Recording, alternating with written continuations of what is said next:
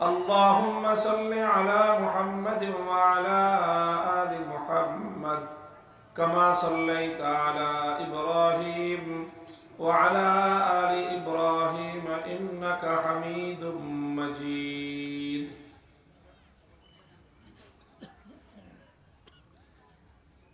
হযরত উলামায়ে কেরাম, সম্মানিত শ্রদ্ধাভাজন আমার মুরব্বী সাহেবান, সমবেত ইসলাম প্রিয়, কোরআন প্রেমিক, নবী প্রেমিক, তাওহীদি মুসলমান ভাই ও বন্ধুগণ, ঢাকার খুব কাছাকাছি হলেও অনেকটা নীরব এবং নিরবচ্ছিন্ন একটা এলাকা। এখানে আমাদের বাংলাদেশের অন্যতম দাঈয়ে ইসলাম, খতিবে বাঙ্গাল হযরত মাওলানা জুনায়েদ আল হাবিব হাফিজাহুল্লাহ জামিয়া কাসেমিয়া আশরাফুল উলুম নামে এই মাদ্রাসা গড়ে তুলেছেন। আল্লাহ পাক রব্বুল আলামিন এই মাদ্রাসাকে কিয়ামত পর্যন্ত তার ফয়েজ এবং বরকত জারি রাখেন। এই মাদ্রাসাকে কেন্দ্র করে আজকের এখানকার এই মাহফিল, আপনারা অনেকেই বেশ দূর দূরান্ত থেকে এখানে সমবেত হয়েছেন। এখানকার আশপাশের জনবসতি এত ঘন না, এত মানুষ এখানে বসবাস করেন না যত মানুষ আজকের এই মাহফিলে আপনারা উপস্থিত রয়েছেন। কাজেই আপনারা অনেক কষ্ট করে আসছেন। লোকালয়ে তো শীত এতটা অনুভব করা যায় না, এখানে যথেষ্ট শীতও আছে। তো সেই হিসাবে রাত গভীর হয়েছে, দীর্ঘ আলোচনা করার অবকাশ নেই।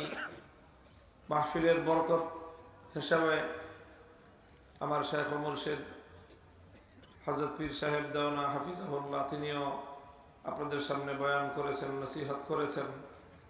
আমির হেফাজত কায়েদে মিল্লাতে ইসলামিয়া আল্লামা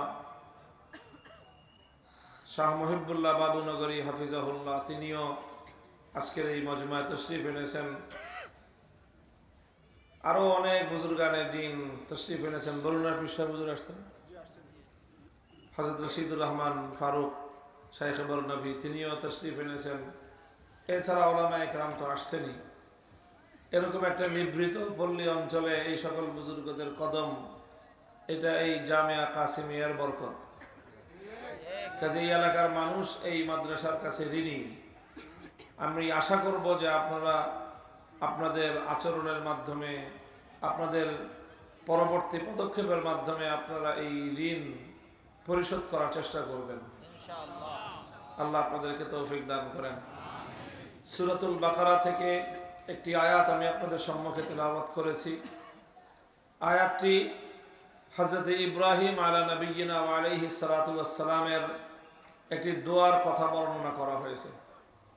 হযরত ইব্রাহিম আলাইহিস সালাতু ওয়াস সালাম যখন আল্লাহর ঘর বাইতুল্লাহ শরীফ, কাবা শরীফ নির্মাণ করলেন, তখন তিনি এই কাবা নির্মাণ যখন করেন, তখন তো পবিত্র মক্কা নগরী জনমানবহীন এক শূন্য প্রান্তর, একটা প্রান্তর যেখানে শুধু পাহাড় আছে, কিছু মরুভূমি আছে, কোনো মানুষজন নাই, অল্প কিছু মানুষ সেখানে বসবাস শুরু করেছে মাত্র।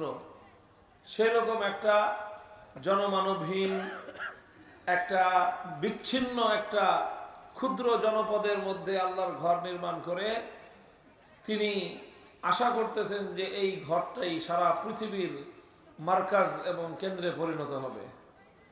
কিভাবে হবে? এই ঘর বাইতুল্লাহ, এটা সারা দুনিয়ার প্রাণ কেন্দ্র হবে, সারা দুনিয়ার মানুষের এটা কেন্দ্রবিন্দু, প্রধান মার্কাজ হবে। হবে কিভাবে?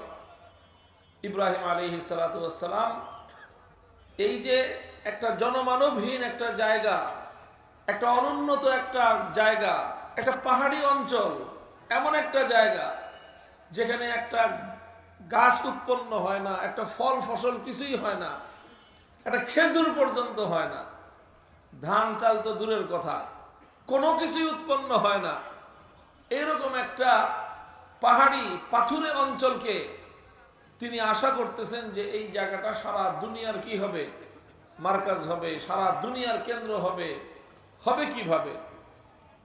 যেইভাবে হতে পারে তিনি আল্লাহর কাছে সেই দোয়াটা করলেন, রব্বানা ওয়াবাস ফীহিম রাসূলাম মিনহুম ইয়াতলু আলাইহিম আয়াতিকা ওয়া ইউআল্লিমুহুমুল কিতাবা ওয়াল হিকমাতা ওয়া ইউযাক্কিহিম।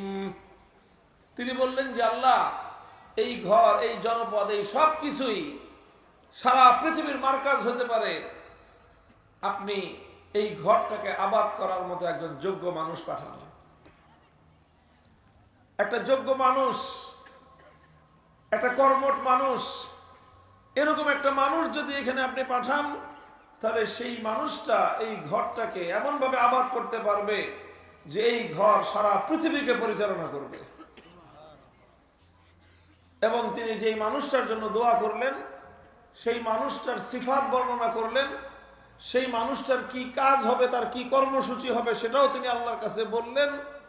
এবং সেই কর্মসূচি আল্লাহ পাক বাস্তবায়ন করার জন্য ইব্রাহিম আলাইহিস সালাতু ওয়াস সালামের এই দোয়া করার কয়েক হাজার বছর পরে আল্লাহ সেই দোয়া কবুল করে আখিরি নবী মুহাম্মদুর রাসূলুল্লাহ সাল্লাল্লাহু আলাইহি ওয়াসাল্লামকে মক্কা নগরীতে আল্লাহ প্রেরণ করলেন। সেই লম্বা ইতিহাস আমি বলবো না, শুধু এখান থেকে যে কথাটা আমি আলোচনা করব সংক্ষিপ্তভাবে, সেটা হলো ইব্রাহিম আলাইহিস সালাতু ওয়াস সালাম মুহাম্মদুর রাসূলুল্লাহ সাল্লাল্লাহু আলাইহি ওয়াসাল্লামের কর্মসূচি কি হবে সেটা তিনি তখনই নির্ধারণ করে দিয়েছিলেন যে এই কাজগুলি যদি একটা লোক এসে করে তাহলে সেটা আল্লাহর এই ঘরটাকে আবাদ করবে। শুধু আবাদ করবে তা নয়, বরং এই ঘরটা সারা দুনিয়ার মানুষের জন্য মার্কাজে পরিণত হবে। সারা দুনিয়ার মানুষের নেতৃত্ব এখান থেকে প্রদান করা হবে, সারা পৃথিবীকে এখান থেকে পরিচালনা করা হবে। হে উম্মতে মুসলিমা, মনে রেখো, সারা পৃথিবীর নেতৃত্ব তোমাদের পূর্বপুরুষরা দিয়েছিল, সারা পৃথিবীকে পরিচালনা করেছিল আমাদেরই পূর্বপুরুষরা, আমাদেরই মুসলমানদের প্রাচীন লোকেরা, সেই আমাদের আরবের উম্মতের মুহাম্মদিয়ার সদস্যরা কিভাবে সারা পৃথিবীকে তারা নেতৃত্ব দিয়েছিল, কোন কর্মসূচির মাধ্যমে সারা দুনিয়ার নেতৃত্ব তাদের হাতে এসেছিল, সারা দুনিয়াকে মুসলিম সভ্যতা অন্ধকার থেকে আলোর পথে পরিচালিত করেছিল, তাদেরকে মানবতা শিক্ষা দিয়েছিল বর্বরতা থেকে। সেই মানুষগুলোকে বর্বর যুগের অন্ধকার যুগ থেকে বের করে এনে অন্ধকার থেকে আলোর পথে এনে সারা দুনিয়ার মানব জাতির সামনে আদর্শ রোল মডেল হিসেবে উপস্থাপন করেছিল।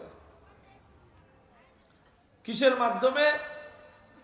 আল্লাহ রাসূল সাল্লাল্লাহু আলাইহি ওয়াসাল্লামের যেই কর্মসূচিগুলো ইব্রাহিম আলাইহিস সালাম প্রায় ৬০০০ বছর পূর্বে বলেছিলেন, সেই কর্মসূচির মাধ্যমে আল্লাহ পাক রব্বুল আলামিন এখানে আখিরি নবী মুহাম্মদুর রাসূলুল্লাহ সাল্লাল্লাহু আলাইহি ওয়াসাল্লামের ৪ দফা কর্মসূচির কথা বলেছেন।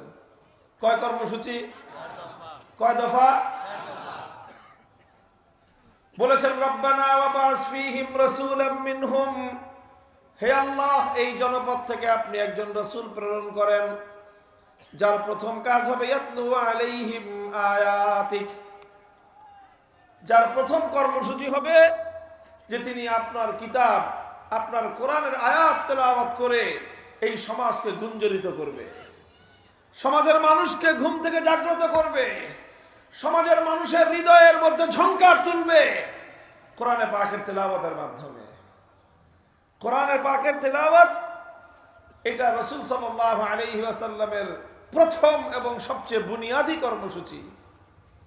কোরআনের তেলাওয়াত মানুষের ঘুমন্ত হৃদয়ের মধ্যে ঝংকার তুলে মানুষের পাপিষ্ঠ হৃদয় থেকে পাপকে ঝরিয়ে হৃদয়কে নিষ্কলুষ করার জন্য সবচেয়ে মোক্ষম ভূমিকা পালন করে আল কোরআনে পাকের তেলাওয়াত। রাসূল সাল্লাল্লাহু আলাইহি ওয়াসাল্লামের জীবনের প্রথম কর্মসূচি ছিল এই কোরআনে পাকের তেলাওয়াত, ইয়াতলু আলাইহিম আয়াতিক।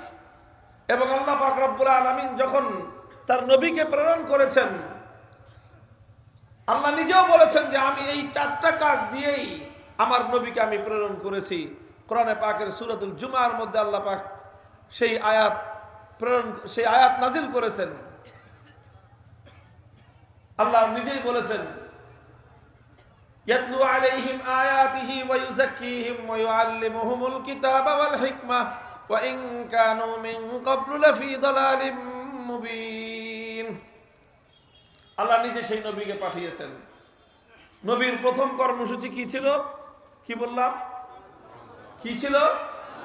কোরআন তেলাওয়াত। তেলাওয়াতে কোরআনকে আমরা মামুলি মনে করি না। কোরআন তেলাওয়াত মামুলি কোনো বিষয় নয়। তেলাওয়াতে কোরআন এটা হলো এই মানব সভ্যতাকে সংশোধন করার সবচেয়ে গুরুত্বপূর্ণ কর্মসূচি।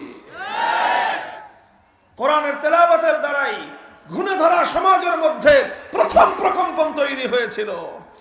শত শত বছরের জাহিলিয়াতের এই অক্টোপাস থেকে মানবতাকে মুক্ত করবার জন্য তাদের সেই প্রাচীর ঘেরা দেয়ালের মধ্যে প্রথম আঘাত হেনেছিল আল কোরআনের তেলাওয়াত। ইতিহাস পড়েন, হাদিসের পাতায় ভরা।